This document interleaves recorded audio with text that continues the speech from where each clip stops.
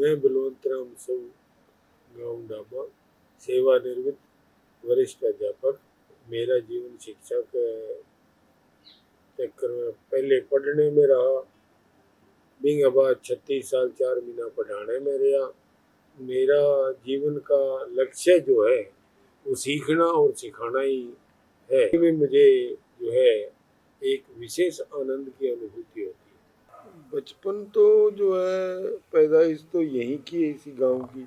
गांव इतना बड़ा नहीं था और गांव के अंदर मिडिल स्कूल था 8वीं तक। वो बिल्कुल स्कूल के आगे से जैसे ही बाउंड्री गांव की छोड़ के आगे निकलते हैं तो हमारे खेत शुरू हो जाते हैं। मेरे पिताजी का अक्सर खेतों में जाना और आना रहता था।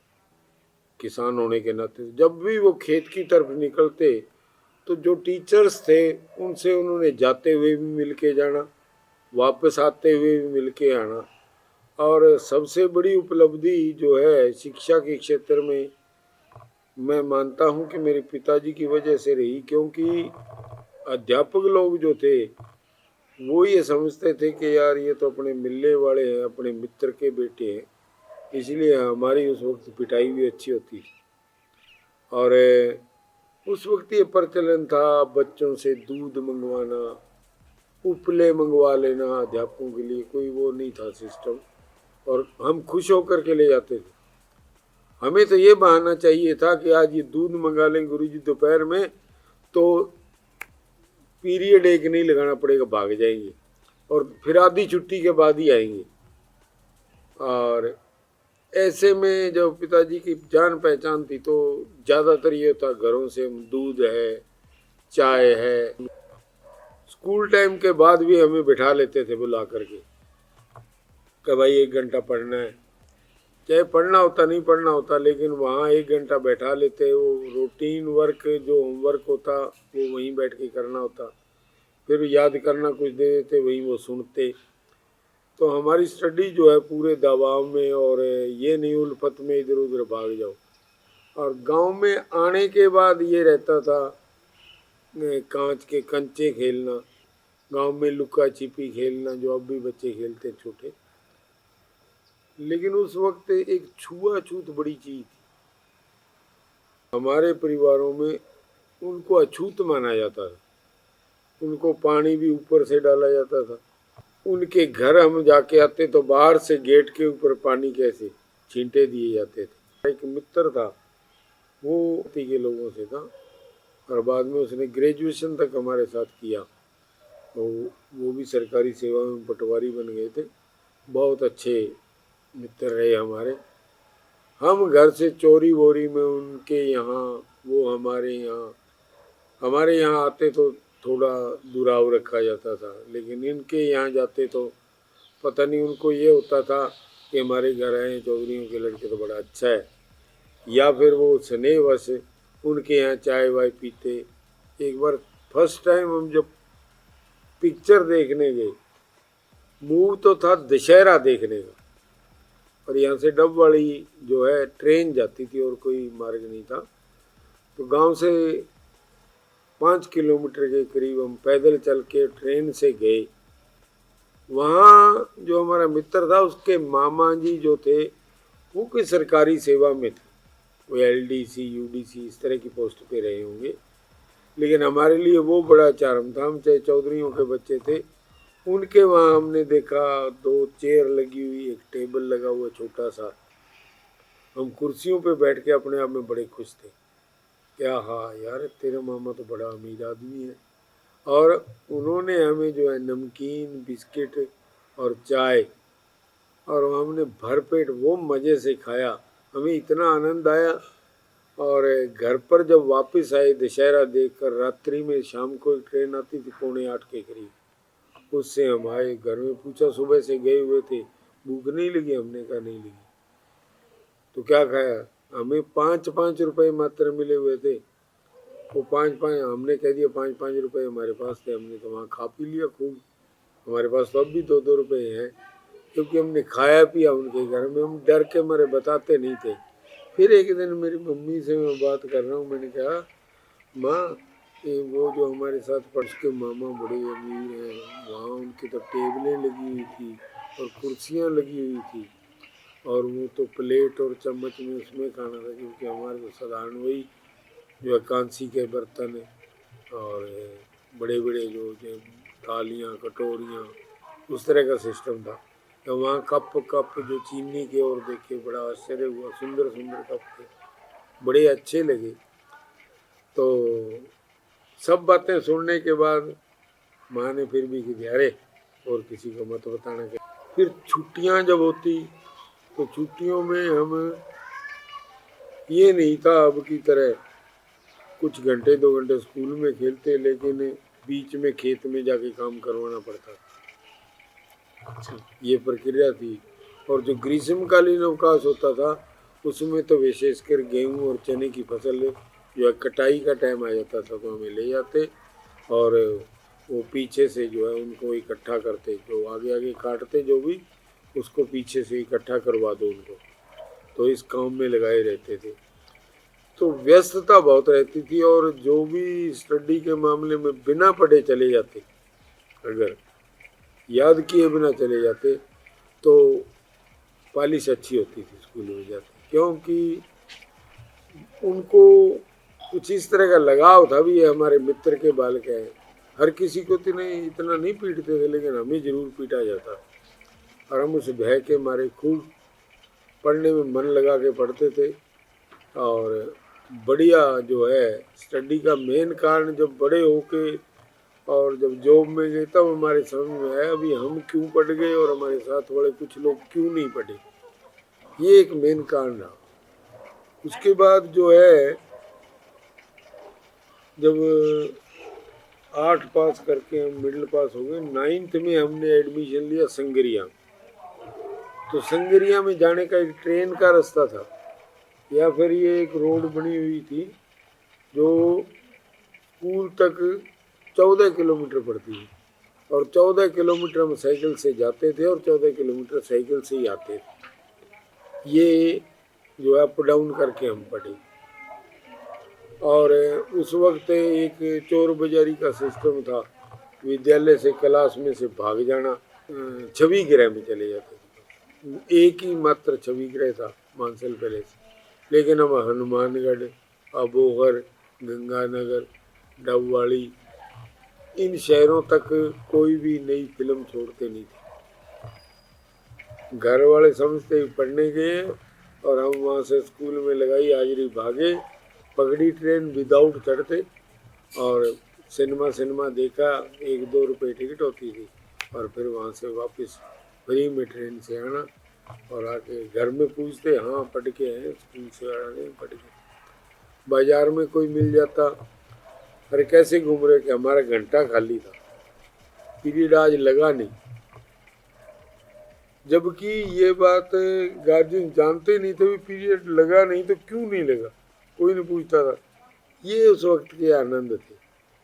और फिर जब कॉलेज में हुए तब तो अलग ही प्रक्रिया थी। हमारा एक मित्र था यहाँ से, मिस्त्रियों का लड़का, वो हमारे साथ जो जाता, राजस्थान का एथलीट था बहुत अच्छा। राजस्थान यूनिवर्सिटी का जो वो है 100, 200 मीटर, 110 हर्डल और 400 मीटर, ये यूनिवर्सिटी के उसको वो विनर रहता था हर बार। तो उसे खालसा कॉलेज गंगानगर में पढ़ने को फ्री, रहने को फ्री, केवल मात्र यूनिवर्सिटी से जो है स्पोर्ट्स के जरिए उनको मेडल ला के देना उसकी जिम्मेवारी थी। लेकिन जब वो बीए फाइनल में हुआ तब वो हमारे संग्रिय हमारे कॉलेज में आ गया, और उस वक्त उसने ये आदत डाली, हम वॉलीबॉल खेला करते थे, वो भी वॉलीबॉल का बहुत अच्छा खिलाड़ी था।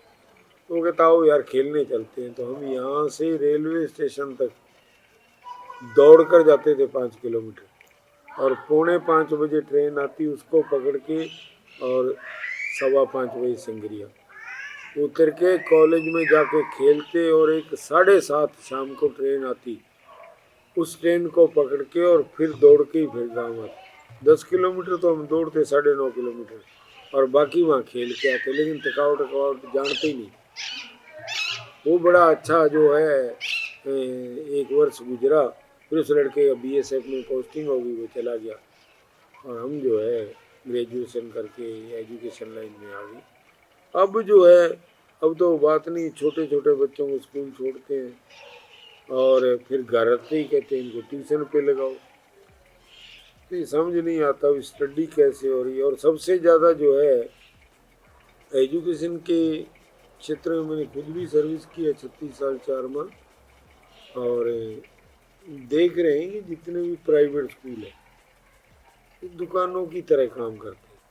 तो 20,000 प्ले स्कूल में लेते हैं, और उनके पास टीचर हैं, उनकी क्वालिफिकेशन देखो, कोई 10वीं पास है, कोई 12वीं पास है।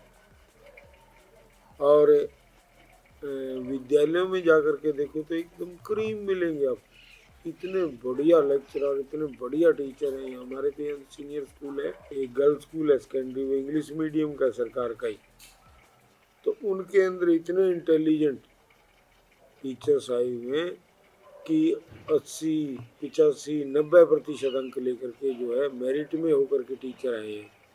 वहाँ फिर भी गांव में अभी ये प्रचलन है कि भाई वहाँ पढ़ाई सरकारी में कौन सी पढ़ाई है, प्राइवेट स्कूलों में अच्छी होती है। ये वहाँ एक विशेषता। उनके 2 फंक्शन देखे, 26 जनवरी और 15 अगस्त, हालांकि 2 ही साल हुए उसको इंग्लिश मीडियम हुए, लेकिन उनके अंदर एक खासियत है कि उनके जो है जो एनुअल फंक्शन और गणतंत्र दिवस डे, उसमें जो है टोटल अनाउंसिंग इंग्लिश में, छोटे छोटे बच्चे इंग्लिश में अच्छा जो है अपनी परफॉर्मेंस दिखाते हैं। तो ये नहीं वहाँ कह सकते कि गरीब बच्चे जो है वो सीख नहीं सकते, अमीरों से भी ज़्यादा इंटेलिजेंट वो बच्चे मुझे नज़र आए। और आने वाले 5-10 साल में ये भेद तो मिट जाएगा, बड़े और छोटे वाला। बाकी यहाँ दुर्व्यसन ज़्यादा है गाँव में, नशाखोरी है, छोटे छोटे बच्चे जो है स्मोकिंग करती हैं, और जो एक वो जो चूना और जर्दा वो सबसे ज़्यादा लगाते हैं। और 18-20 साल के जो बेरोजगार बच्चे हो जाते हैं वो ड्रग्स लेते हैं। सरकार का इस पर कोई पाबंदी नहीं है। अब यहाँ जा कर के हर परिवार में भय रहता है कि कहीं बच्चा जो है वो नशाखोरी में ना लग जाए, और ये सबसे बड़ी ज्वलंत समस्या है गाँव की। किसी तरह से इस पर रोक लगे तो गाँव में शहरों से जो है हेल्दी लोग मिलेंगे, वातावरण बड़ा अच्छा मिलता है यहाँ। और अब तो हर तरह की फैसिलिटी जो शहरों में थी वो गांव में है। मेरा गांव तो उप तहसील हो गया अब यहाँ तो 2-2 बैंक हैं, हॉस्पिटल है, लेकिन गांव के लोग इतने जागृत नहीं हैं। यहाँ जो स्वास्थ्य केंद्र है वहाँ 5 MBBS डॉक्टर, 1 MD डॉक्टर की पोस्ट है, लेकिन यहाँ एक ही डॉक्टर आता है। गाँव वालों को ये पता भी नहीं है कि यहाँ कितनी पोस्टें हैं। और ज़्यादातर लोग वो जो है शहरों में ही रहते हैं, आ गए और चले गए, अप डाउन कर लिया। रात को कोई बीमार होता है तो सुविधा नहीं है, फिर बाजार ही जाओ लेकर के। बाकी गांव का वातावरण बहुत अच्छा है। गांव में हर फैसिलिटी है, लाइट है, पानी के लिए वाटर वर्क्स 2-2 बने हुए हैं, 2-2 बैंक हैं इस गांव में, वेटनरी हॉस्पिटल है, फैसिलिटी काफ़ी अच्छी है। और एक राजस्थान में प्रक्रिया है, जो एम्प्लॉइज है वो गांव में विशेषकर कृषक वर्ग के काम आने वाले जो है, जैसे ग्राम सेवक है या फील्ड मैन है किसी के क्षेत्र में, वे गांव में कभी कभार आते हैं। अब मेरे गांव का मैं वो भाग्य मानता हूँ, यहाँ एक ग्राम सेवक है जो पिछले 1 साल से यहीं रह रहा है, पास के गांव का थोड़ी दूर, तो 20-22 किलोमीटर मालारामपुरा गांव का रहने वाला है, लेकिन वो यहीं रहता है। और आधी रात को भी किसान जाता है तो उसकी समस्याओं का समाधान करने की कोशिश करता है। बहुत अच्छा लड़का है और मेरा वो स्टूडेंट भी रहा है। पहले जितने भी ग्राम सेवक या कृषि पर्यवेक्षक जो आते थे वो बस 2-4 गांव के मुख्य व्यक्ति मिलने जुलने वालों से मिलके और ये बोल जाते कि यार कोई पूछे, अफसर आए तो कह देना कि हाँ जी आए हुए हैं, उधर उस एरिया में गए। उस एरिया मेरे गांव का एरिया बहुत बड़ा है, 45,000 बीघे की जो है कृषि भूमि है मेरे गांव के अकेले की। तो ऑफिसर जो है वो आकर के चले जाते, और वो कभी गांव में महीने में 1 या 2 बार ही आते थे। आराम तलब लोग थे। लेकिन अब जो है इस क्षेत्र में यहाँ जो एक लड़का है वो बहुत अच्छा काम करवा रहा है। बाकी तो गांव के लोगों को ये रुचि नहीं, गांव में कुछ बुरा हो तो नहीं कोई सोचता है। गांव में कोई काम कर रहा है तो नहीं किसी को दिक्कत है, कोई नहीं कर रहा है तो कोई इंटरेस्ट नहीं लेता। किसान है वो अपनी खेती पे कितना ही समय लगा देगा। अपनी औलाद के लिए विद्यालय में कभी जा कर के 36 साल 4 माह का तो मेरा जो है अध्यापन का अनुभव रहा। मैं सीनियर टीचर से रिटायर हुआ, कभी आकर के ये नहीं पूछा कि हमारा भी यहाँ बच्चा पढ़ता है जी, ये कमज़ोर है या होशियार है, इसकी क्या कंडीशन है, कितने मार्क्स आएंगे इसके, इसे साइंस दिलाएं या आर्ट्स दिलाएं। यहाँ जब जो है 10वीं के बाद ब्रिज कोर्स में निकल के या पुलिया पार करके जब कोई साइंस है, कोई कॉमर्स है, कोई जो है मैथमेटिक्स है, कोई आर्ट्स है, इनमें से बच्चों को ये ज्ञान नहीं है, एग्रीकल्चर है, कि हमें किस विषय में जा कर के एडमिशन लेना है। यहाँ एक देखा देखी का प्रचलन है। 4 बच्चे पास होके जाते हैं, उनमें से 2 बच्चे ले लेते हैं एग्रीकल्चर, और 2 बच्चे जो हैं उनका मैथ 100 में से अगर 100 नंबर आए हुए हैं तो वो आर्ट्स ले लेते हैं। और उनसे पूछा जाता है तुमने आर्ट्स क्यों ले ली, कि मेरे साथ वालों ने ले ली। तुमने एडमिशन कहाँ ले ली, फलां स्कूल में। यार आप सरकारी स्कूल में लेते वो उससे अच्छा था। तो बोलते हैं जी ध्यान नहीं था हमें, तो हमारे साथ वाले सभी उसमें लगे इसलिए हम भी उसमें लग गए। तो आपने साइंस क्यों ली, कि हमारे साथ वालों ने ले लिया साइंस। चाहे वो साइंस में सप्लीमेंट्री आई हो, चाहे रियायती पास हुए। और जो साइंस वाले वो आर्ट्स से ले लेते हैं तो पूछा जाता है तुमने भाई आर्ट्स क्यों ली, तुम्हारे साइंस में अच्छे नंबर थे, कि जो हमारे साथ वालों ने लिया इसलिए हमने ले लिया। तो यहाँ बच्चों का मार्गदर्शन इस तरह का ना ही तो बच्चे रुचि लेते हैं, और ना ही सीनियर क्लासेस से निकलते वक्त अध्यापक गण भी उनको ये मार्गदर्शन नहीं करते। और सबसे बड़ी दूरियां जो है अध्यापक और अभिभावक में ये है कि अभिभावक कभी अध्यापक से पूछने ही नहीं जाता कि मेरा बच्चा जो यहाँ आता है या नहीं आता है, पढ़ता है कैसा है, पढ़ाई में कोई इंटरेस्ट नहीं है। जबकि खेत में अगर एक पौधा भी टूट जाए तो उसके लिए भी जो है 4 चक्कर लगाता है। जो 6 महीने की फसल है उसके लिए बहुत दौड़ते हैं, लेकिन जो जिंदगी भर आगे हमारे परिवार समाज को चलाने वाली फसल है उस और उनका कोई ध्यान नहीं है। गैर जिम्मेवाराना समाज हो रहा है। क्या शिक्षा है, क्या समाज है। समाज सेवा के अंदर भी गांव में अगर कोई सरकारी विकास कार्य हो रहा है तो गांव के लोगों को ये किसी को नहीं है। अगर रोड बन रही है उसमें बिल्कुल कच्ची ईंटें लग रही है, सारा गांव देखता रहता है, लेकिन कोई ये नहीं कहता कि भाई ये कच्ची ईंटें क्यों लगा रही हो। जो पैसा लग रहा है, सरकार पैसा लगा रही है तो अच्छी क्यों नहीं बनाते। नंबर 2, यहाँ तक कि पूछते ही नहीं कि हमारा क्या काम है, सरकार बनाएगी तो सरकार ने अपने आप बना ही दे रहा है।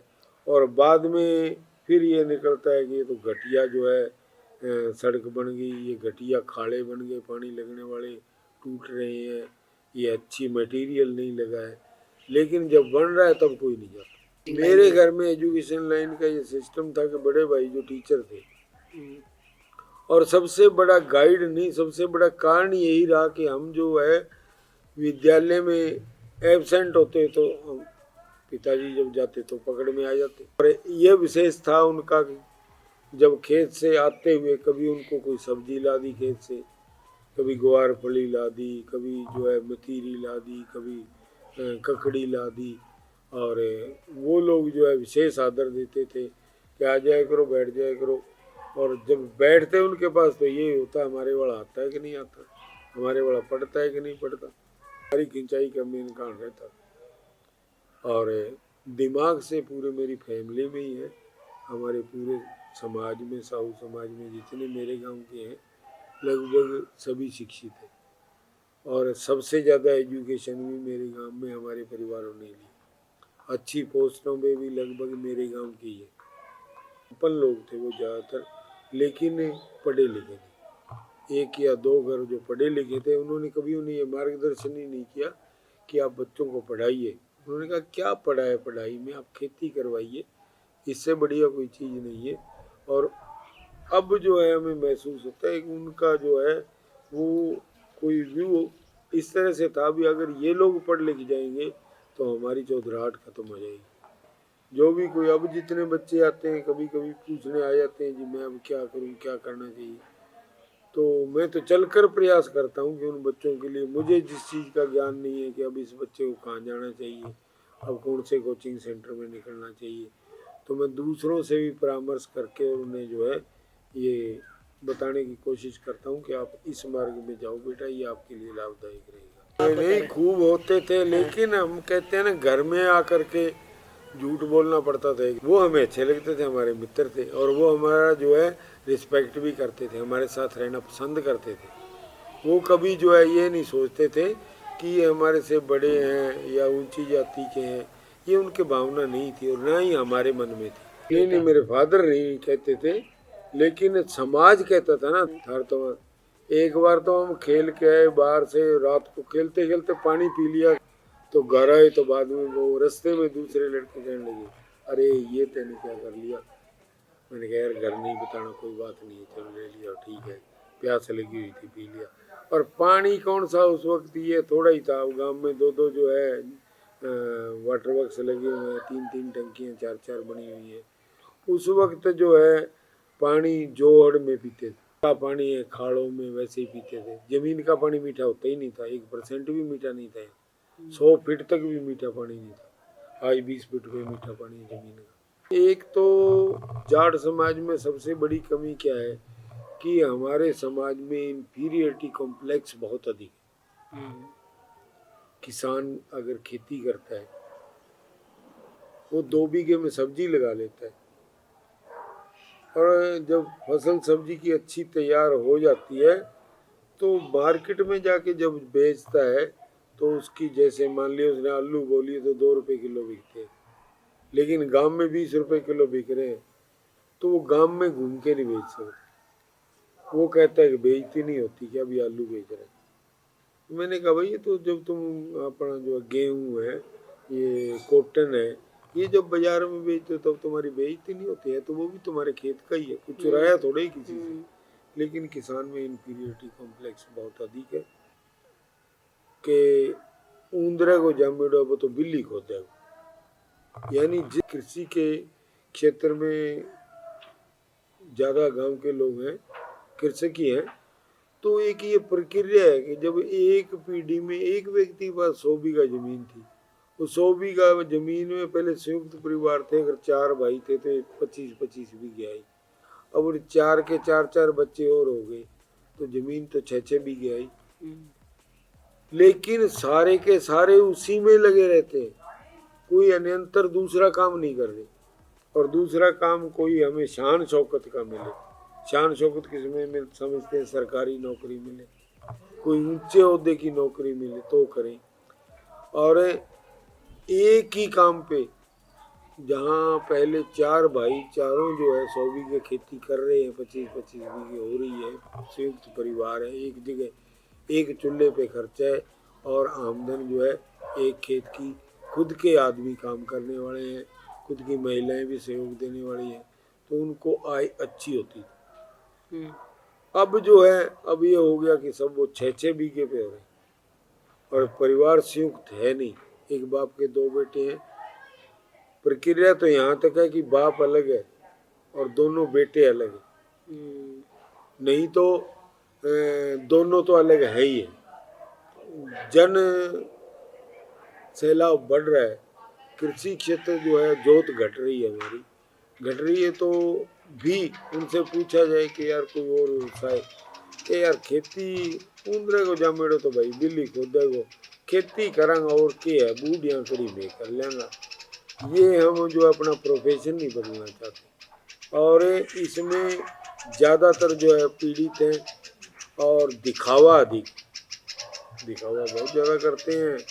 ये कि हम जो है बाहर चौधरी जी के खर्चे ज़्यादा हैं, आमदन कम है, और अगर आय भी ज़्यादा हो जाए तो किसान मोस्टली 80% तो गणना नहीं करते कि मेरी आय कितनी है और व्यय कितना कर रहा हूँ मैं इस पर, कृषि पर। अगर उसके 10 बीघे कॉटन अच्छी खड़ी है तो वो ये मान के चलता है स्टार्टिंग से ही कि 60-70 क्विंटल तो नरमा ही हो जाएगा, जबकि परिस्थिति का पता नहीं चलता, कभी 60-70 क्विंटल भी हो सकता है और कभी वो जो है 2 क्विंटल के हिसाब से रह जाए तो सारा जो है 20 क्विंटल ही होगा। तो वो 40 क्विंटल का जो उसने एक्स्ट्रा खर्चा कर लिया है वो फिर उसको जो है कर्ज से दबा देता है। और विवाह शादी और फंक्शन में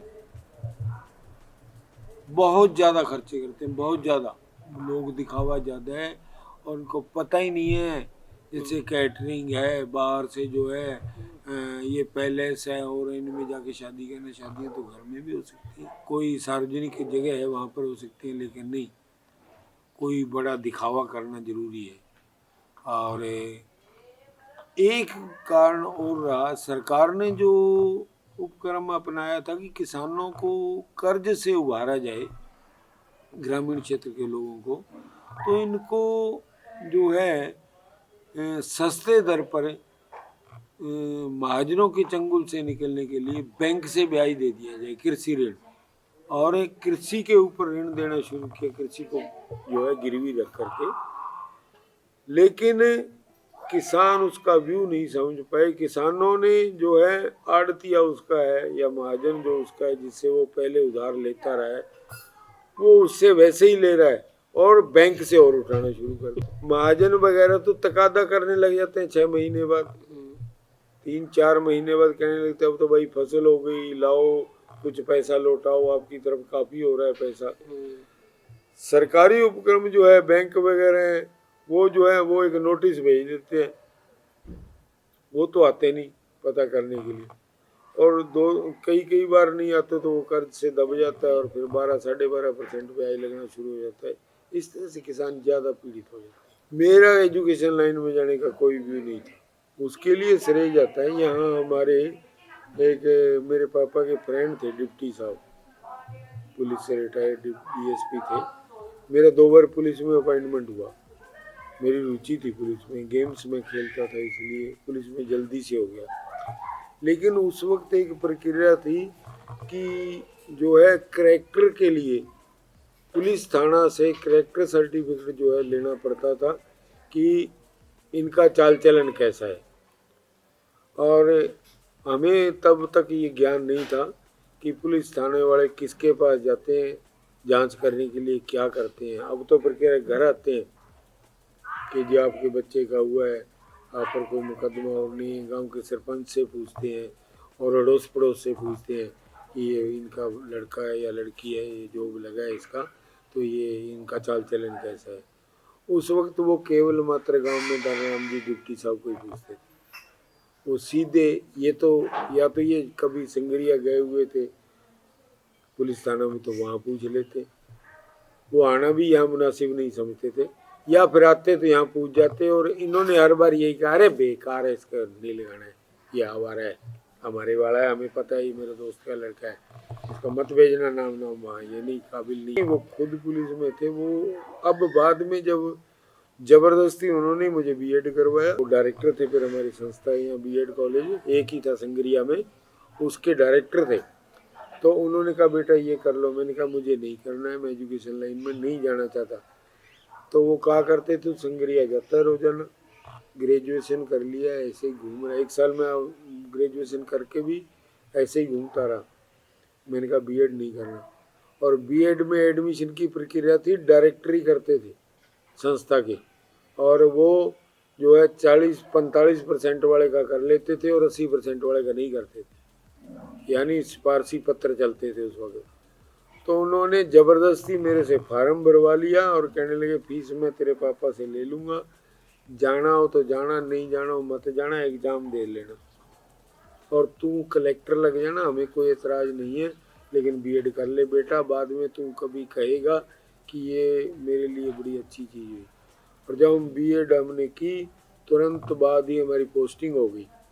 और आज जो है अब 2 साल की बीएड हो गई, उस पर रिटर्न कंपटीशन होता है और फिर उसमें बड़ी मुश्किल से मेरिट में आई तो एडमिशन होता है, ये प्रक्रिया होगी। उस वक्त 1 वर्ष की थी और करते ही जॉब लग गई हमारी। 5-4 साल हो गए एजुकेशन लाइन में। तब हमें ये महसूस हुआ कि ताऊ जी की सोच जो थी वो बहुत अच्छी। गंगानगर से ना, हमारे उस वक्त गंगानगर डिस्ट्रिक्ट ही था, ये हनुमानगढ़ डिस्ट्रिक्ट बाद में बना है। जब हम पढ़ते गंगानगर डिस्ट्रिक्ट तक, ग्रेजुएशन करने के बाद मैंने वैसे जीवन में जो है स्टूडेंट लाइफ में ही सब जो है शरारतीपन भी किया है, खिलाड़ी भी रहे हैं, टूर्नामेंट्स में भी जाते रहे हैं। और यहाँ तक कि सन 1970 में संगरिया में किसान एजिटेशन हुआ था और उस किसान एजिटेशन में हम उस वक्त 10th क्लास में थे। तो किसानों के ऊपर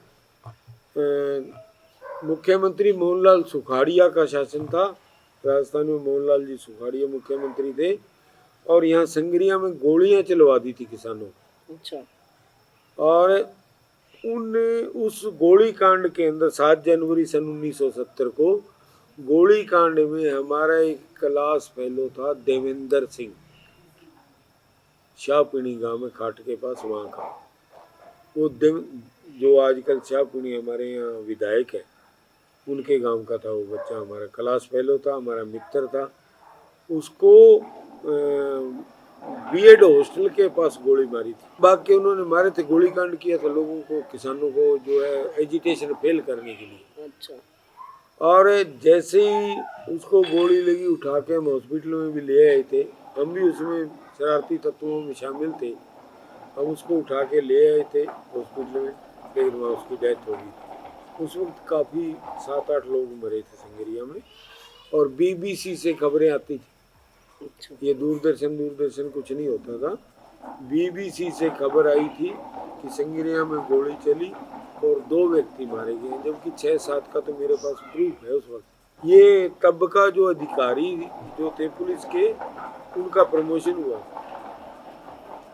तो उस वक्त जो है दूसरे दिन विद्यार्थी भी उस आंदोलन में कूद गए थे और हम 8 जनवरी 1970 को जो है किसानों के साथ गिरफ्तारियां देने में शामिल हो गए। और मैंने खुद ने गिरफ्तारी दी और 1.5 महीने बीकानेर जेल में पॉलिटिकल प्रिजनर के रूप में रहा। टीचर जब 10वीं में थे तब हम, और 1.5 महीना बीकानेर जेल में बिताया और रिहा होकर के आकर के, और कोई लगभग 8-10 दिन बाद ही एग्ज़ाम था हमारा बोर्ड की परीक्षा 10वीं की, और वो परीक्षा दी। तो वहाँ जेल में परिचित हुए जो नेतागण थे, तो उनमें हमारे राजस्थान के मुख्यमंत्री भी रहे और इंडिया के वॉलीबॉल के खिलाड़ी भी रहे उस वक्त इंडिया की टीम के। प्रोफेसर केदार एजुकेशन लाइन में प्रोफेसर रहे थे, एक आंख से आइडल, लेकिन बहुत अच्छे स्मैशर थे वॉलीबॉल के। वो उस वक्त उस जेल में थे हमारे साथ। तो हम स्टूडेंट थे, इसलिए हमें ये स्वतंत्रता थी कि हम उन पत्रकारिता का काम करते थे, उनका खबरें किसानों की, एजिटेशन की, जो भी जिस तरह की खबरें नेता लोग लिख के देते थे वो हम बाहर पत्रिका को दे के आते थे बीकानेर पत्रिका कार्यालय में। और हमारे पास बने हुए थे, हम बाहर भी जाते, वहाँ भी हम पिक्चरें देखते रहते, शौक था। तो वो प्रोफेसर केदार बाद में एक सत्ता में आ गए, लेकिन उनकी याददाश्त बहुत ज़बरदस्त थी। मेरी सूरतगढ़ पोस्टिंग हो गई थी as a teacher, first appointment था, और वो गृह मंत्री थे राजस्थान के, और वो बाय द वे ही सूरतगढ़ में आए हुए थे। और एक नाई की दुकान पे मैं सेव करवा रहा था, वहाँ सेव करवाने आए खुद, चारों तरफ पुलिस उनके। मैं जैसे ऐसे बैठा सेव करवा रहा था शीशे में, आए पीछे से आ करके, अरे ओ बेटा बलवंत तू यहाँ पर? मैंने कहा जी सर। कि मैं पहचाना? मैंने कहा सर आपको क्यों नहीं पहचानते? हम गुरुजी बोलते थे रोज। गुरुजी क्यों नहीं पहचानते? कि बेटा क्या कर रहा है तू? मैंने कहा जी मैं टीचर लग गया बीएड करके। कहाँ पोस्टिंग है? मैंने कहा यहाँ। तो उन्होंने मुझे जो है आलिंगन में भर लिया और ये मतलब बड़ा वो बहुत बड़ी बात की अपनी तरह। अरे वाह बेटा, आनंद आ गया, बड़ी खुशी की बात है। मुझे तो बहुत हर्ष हुआ। मैं भी पहले जो एजुकेशन लाइन में था। मैंने कहा सर और क्या करते, मेरा जो है मन तो नहीं था एजुकेशन लाइन में, तो आपकी दया दृष्टि हो जाती किसी अच्छी लाइन में। अरे नहीं नहीं बेटा, ये बहुत अच्छी लाइन है, आप इसी में रहो। लेकिन बाद में अब सोचते हैं कि उनका नज़रिया सही था।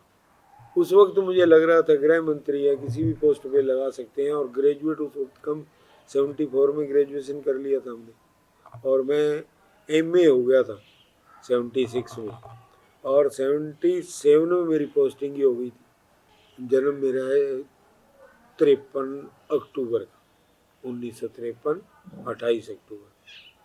डॉक्यूमेंट्स तो यही बोलते हैं, और वैसे जो है वो तुक्के वाली बात है कि जिस वर्ष ज़्यादा ककड़ियाँ हुई थी, जिस वर्ष अकाल पड़ गया था, जिस वर्ष बहुत ज़्यादा बारिश हुई थी, या फिर ये पहचान होती है कि वो जो इसके ताऊ जी का लड़का उससे ये 6 महीने छोटा है, या ये बुआ जी की उनकी लड़की है वो, और ये जो है हम उम्र ही है, इनका 2-3 दिन का फ़र्क है। ये नहीं पता वो बड़ा है कि ये बड़े है।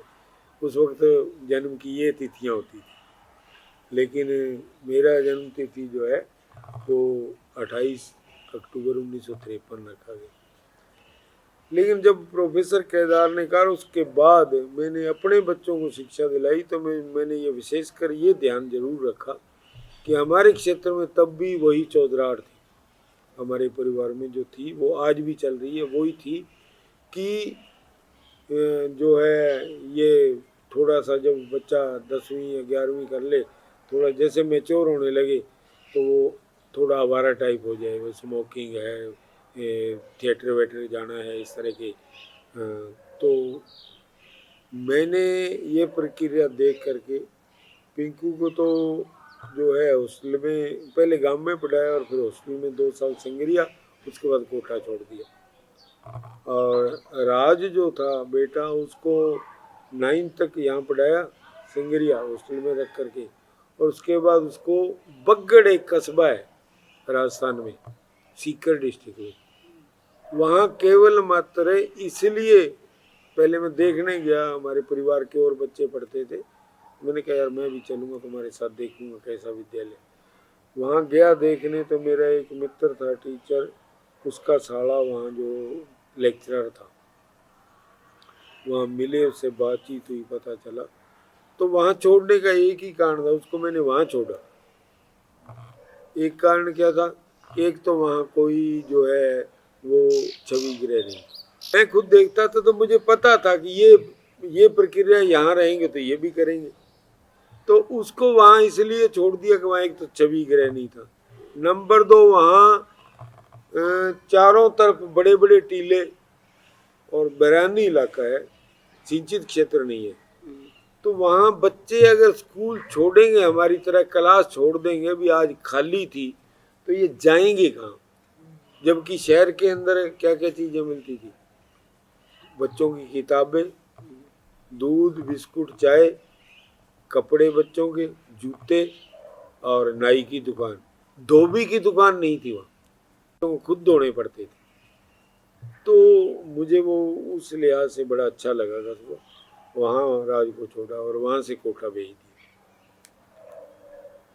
तो एजुकेशन लाइन में तो मुझे उसका ध्यान आ गया था। उसके करने के बाद, डिग्री करने के बाद उसकी जॉब लगी, तो ये जो है कहने लगा मुझे कोटा जाना है।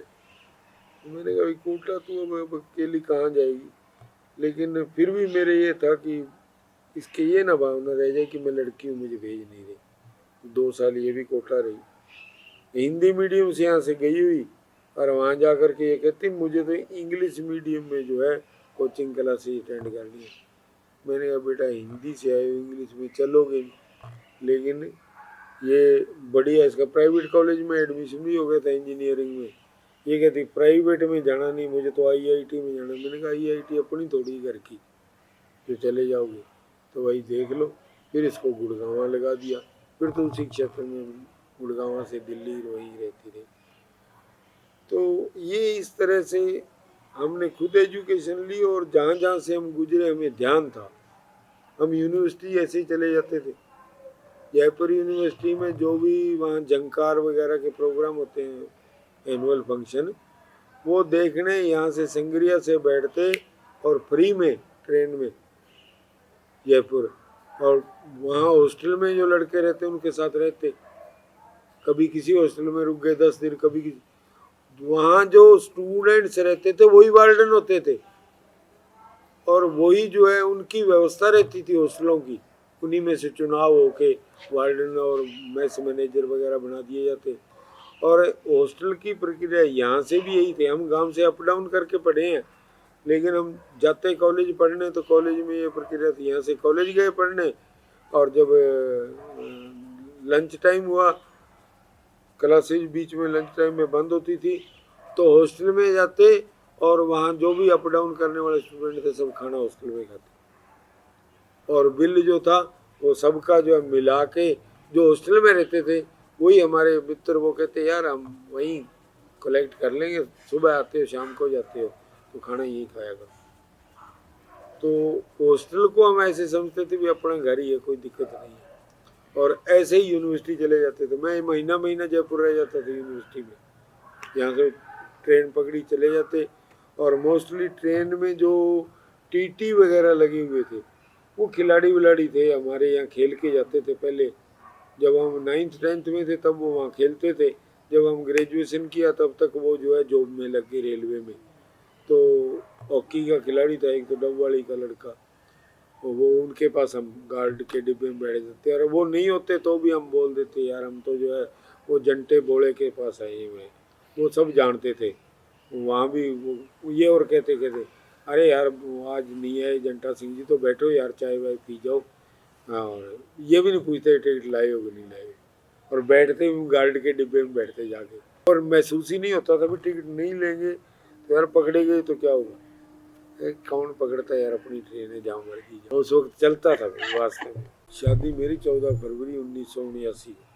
अब लव मान लो, या मैं परिचित था, मतलब मेरी आंटी को मैंने देखा हुआ था। कहाँ?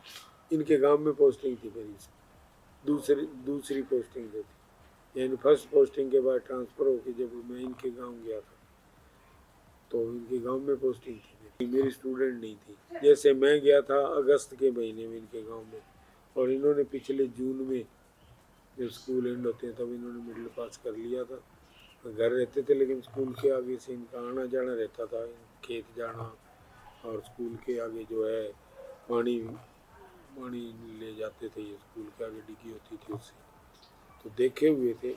और इनके घर का पड़ोसी था एक मेरा जो है अच्छा मित्र था, सरपंच था, वो हमारे साथ वॉलीबॉल खेलने स्कूल में आते थे। उन्होंने मेरे रिश्ते की बात चलाई थी। उसने कहा कि मैं जो है यार तेरा यहाँ रिश्ता करवा देते हैं। मैंने कहा भी करवा दो, क्या दिक्कत। कराई तो घर वालों ने है, सभी प्रक्रियाएं सारी रस्म और रिवाज वैसे ही हुए, और क्या।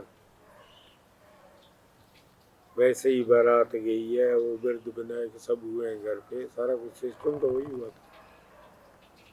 समाज के रीति रिवाजों से ही हुई सब। कुछ नहीं होता था, कोई वैलेंटाइन जानते ही नहीं थे, तो हम भी नहीं जानते, स्टूडेंट भी नहीं जानते। मेरा जो है मुझसे एक जीवन में त्रुटि जरूर हुई कि वो मिडिल क्लास तक पढ़े हुए थे मेरे मिसेज, लेकिन हमारी शादी के बाद जितना भी हो सका उन्होंने जीवन में मेरा पूर्णतः सहयोग किया। और अगर कहीं किसी बात पे अगर उनको आपत्ति भी हुई तो अपनत्व को लेकर के, और मैं उन आपत्तियों पे कभी भी जो है क्रुद्ध नहीं हुआ, और कभी मेरी ये भावना नहीं रही कि ये इनका कहने का क्या अधिकार है। जबकि मैं तो शादी के बंधन में दो जीवों का जो है एक ऐसा बंधन मानता हूँ जिसमें एक दूसरे के ऊपर आफ्टर मैरिज जो है वो अपनत्व और अधिकार होता है। इसीलिए जो हम एक दूसरे को जो है कुछ कहने के अधिकार रखते हैं। किसी बात के लिए अगर टोकना या रोकना है तो वो भी जो है इस जोड़ी के जो है एक पहिए से गाड़ी नहीं चलती, दोनों से मिलकर चलती है। तो उसमें कुछ लोग ये सोचते होंगे इसकी पत्नी बोलती है सामने, यार इसकी पत्नी तो जो है झगड़ा कर लेती है, लेकिन अगर मूल में जाया जाए तो वो परिवार, राष्ट्र और समाज के लिए जो है उचित बात है, उसके लिए मार्गदर्शन का कहे और उसको हम झगड़े के रूप में माने कि इसका अधिकार नहीं है कहने का, वो मेरे कभी विचार नहीं रहे। मैं उनके जो है जो भी विचारधारा है उनको पूर्णतः सम्मान देता हूँ और हमारा जीवन जो है बहुत ही स्नेहपूर्वक और परिवार समाज विकास में ही गुजरा है। जो रही बात बालकों की, मानता कि मैंने आपके लिए ये किया बेटा, मैंने वो किया, नहीं, मेरा फर्ज था उनको शिक्षा दिलाना। मैंने उनकी शिक्षा के लिए जितना बन सका उससे ज़्यादा, मेरी काबिलियत से ऊपर भी मैंने प्रयास ये किया कि मेरे बच्चे भी कभी कुंठित भावना ना रखें कि अगर मैं उस विद्यालय में या मैं उस शहर में या मैं उस अच्छे इंस्टीट्यूट में पढ़ जाता तो शायद मैं भी कुछ ऊंची जगह पर होता। उसका परिणाम भी है, आज मेरे बच्चे जो हैं गांव में सर्वश्रेष्ठ ग्राम के जो मुखिया रहे, जो 2-2 हज़ार बीघे के मालिक रहे, उनके बच्चों से पहले जहां उनके बच्चों ने एजुकेशन ली, उनसे पहले मेरे बच्चों ने उन कॉलेज में, उन यूनिवर्सिटियों में शिक्षा ग्रहण की, और जब उनके बच्चों ने की तब तक वहाँ वो जो है एज ए प्रोफेसर तक रह लिए। तो मुझे गर्व है कि शिक्षा जो है ये एक बहुत बड़ा धन है, और अगर कहीं व्यक्तित्व का जो है विकास और राइज जो होता है तो वो शिक्षा के क्षेत्र से ही हो सकता है। ये अलग सोच है कि कोई ये चाहे कि शिक्षा से मैंने तो इसको इंजीनियर ही बनाना है या मैंने डॉक्टर ही बनाना है। मेरे खुद के बच्चे भी मेरी ही तरह शिक्षा को आज भी पूर्ण महत्व देते हैं और शिक्षा में अब भी लगन रखते हैं, रुचि रखते हैं, और उन्होंने अच्छी अच्छी पोस्टें छोड़ के शिक्षा के क्षेत्र में काम किया। तत्पश्चात फिर जो है, जैसे बेटी मेरी जो है गांव के क्षेत्र से उठकर ग्रामीण अंचल में पढ़ करके और यहाँ से उठ करके दिल्ली यूनिवर्सिटी से मास्टर डिग्री में गोल्ड मेडलिस्ट।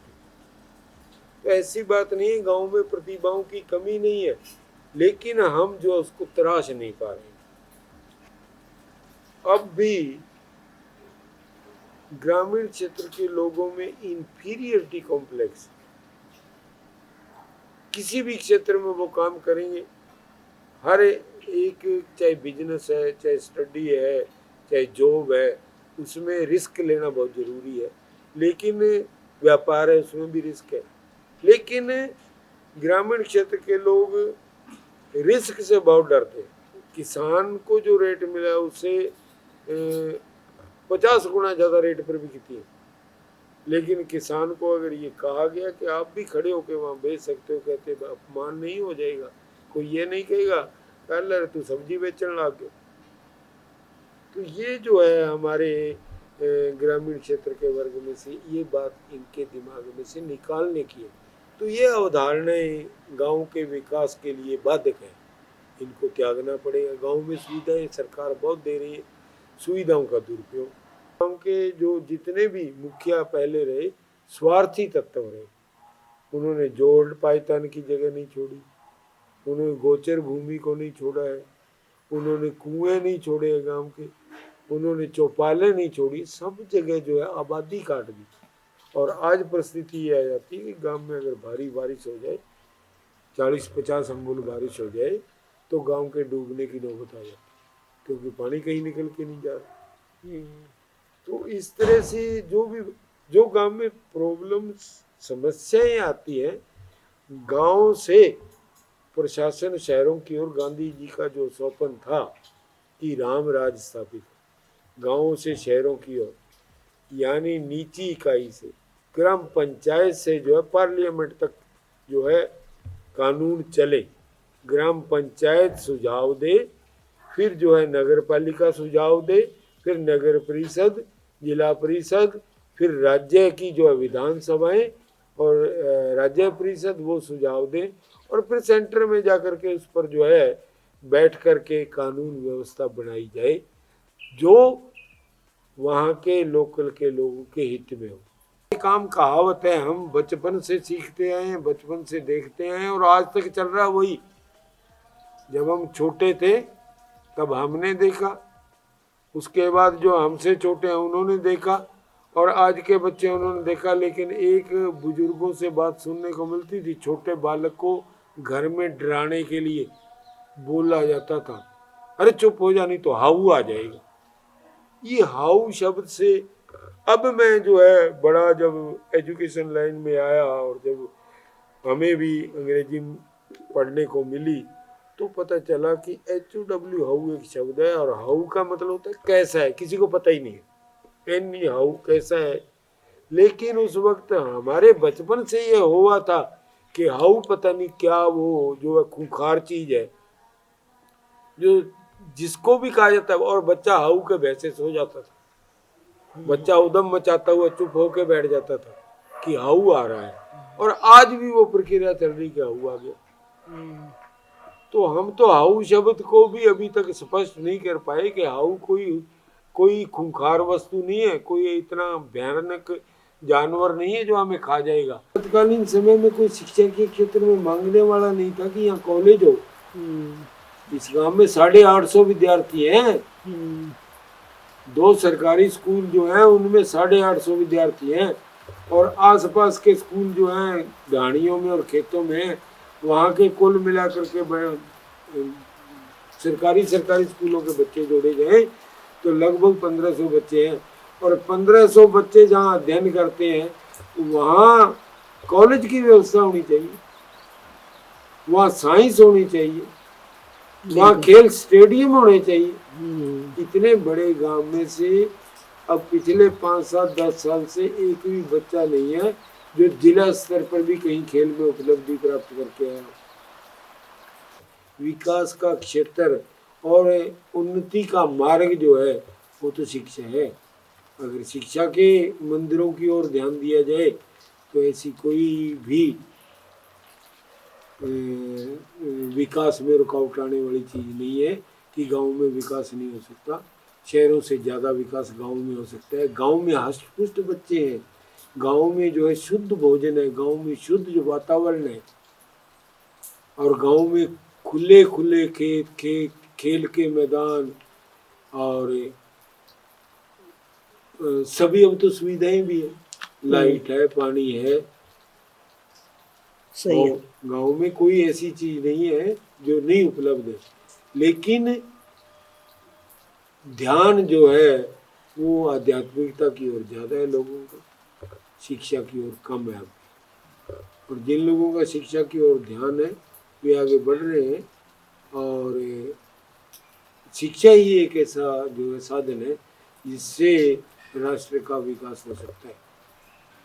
युवा पीढ़ी से एक ही निवेदन है कि वे कर्म करें और लगन रखें, और जो ध्येय है, एक लक्ष्य होना चाहिए, और उस लक्ष्य की प्राप्ति के लिए उस लक्ष्य पे अर्जुन का जैसे स्वयंवर में मछली की आंख पर निशाना था, वैसे उनका भी ध्येय जो है, लक्ष्य जो है, उसी की ओर लगन होनी चाहिए। और तन मन से अगर उसमें लगन लगा के मेहनत करेंगे तो वे बच्चे अपने लक्ष्य तक जरूर पहुंचेंगे। और जब लक्ष्य तक पहुंचेंगे तो केवल उनका ही नहीं, उनके परिवार का, उनके गांव का, देश का, सबका सम्मान बढ़ेगा, और राष्ट्र जो है उन्हीं के बलबूतों पर उन्नति करेगा।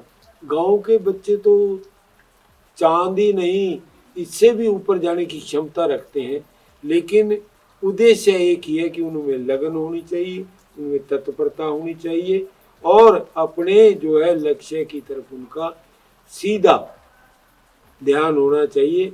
ऐसी कोई दुनिया में वस्तु नहीं है जो प्राप्त ना की जा सके। तो जिंदगी जो है तभी गुलिस्ता है जब आप अपने लक्ष्य पर लगन से प्राप्त करने की कोशिश करोगे तो अवश्य ही प्राप्त होगा। Légère et gentille, comme des belets des sarons. je me les vois se prendre